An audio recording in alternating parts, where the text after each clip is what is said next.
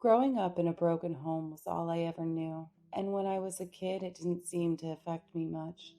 But as an adult, I see the adverse effects it had on me. Granted, your 20s are hard. Dating is hard. Trusting people is hard. There's always something that keeps me running, though.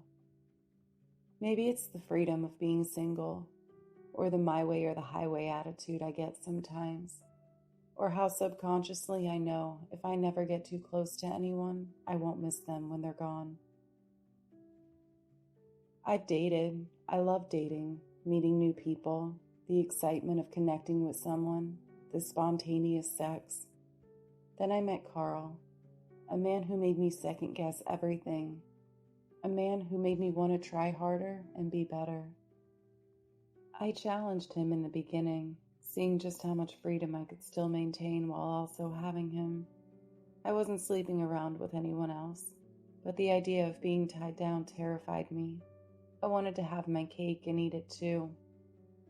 He went above and beyond to prove to me that he wanted to be with me, that he was an honest man, that he had good intentions. All the good intentions in the world didn't quiet my doubts, though. The relationships I witnessed growing up made me reluctant, and I'd been burned too many times myself to fall in love that easily, even if he did seem perfect.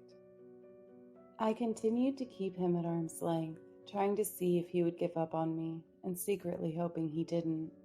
I knew he was a good man. He had no desire to play games with my heart, no intentions of hurting me, but in my gut it made me wonder if he was too good to be true.